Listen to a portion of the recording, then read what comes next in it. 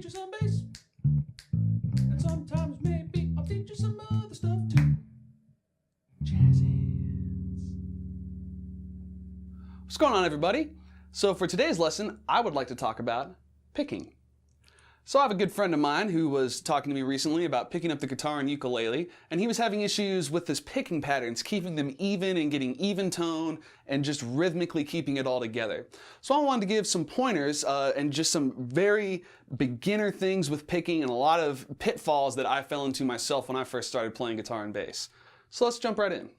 So when people start playing bass or guitar or ukulele or anything for that matter, and they'd want to play something that's particularly fast or even something that's slow but complicated, they tend to tighten everything up. And when we tighten up, it removes all of our ability to keep time because being in a tense state is not natural. When you're asleep, you're not going, hopefully not at least. So to give you an example of the tense picking I'm talking about, let me show you a little metal riff here.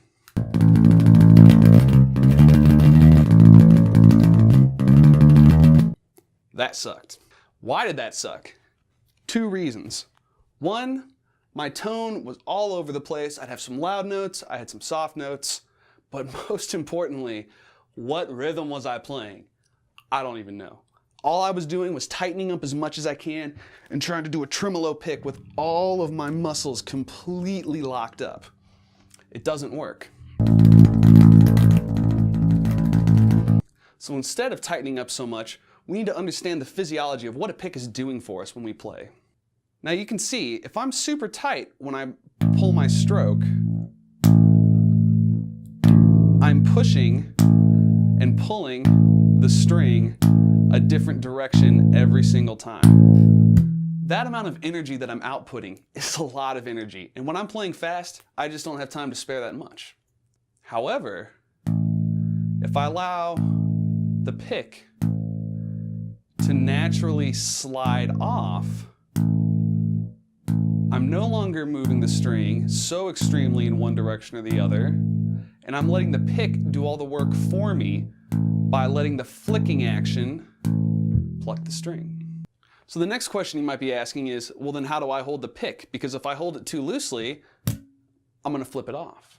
The answer is finding a very delicate balance between having a grip but having it be just light enough that you're only holding it enough to keep it in your hand. That's a weird sentence. What I mean by that is you don't want anything to be tight in your body. So when you're playing, we want to make sure that we're letting the pick slide off the string, and we're just making an up and down fanning motion. To show you this in a rhythmic pattern, it's a little easier to see what's going on in my fingers. Here's the tight version. And here's the smooth version.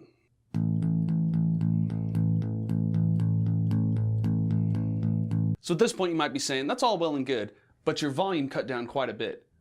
Well, I can still control my volume while keeping nice and loose.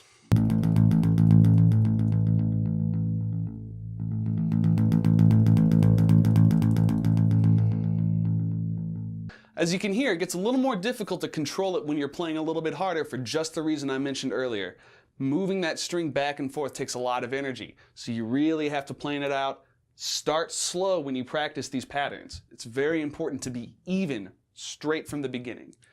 I highly suggest putting on a metronome at 60 and just clicking along. So it takes a little bit of practice to get used to, but the key thing to remember is that good grip, where you want it as loose as it can be without losing your pick. I know you guys will be able to get it soon.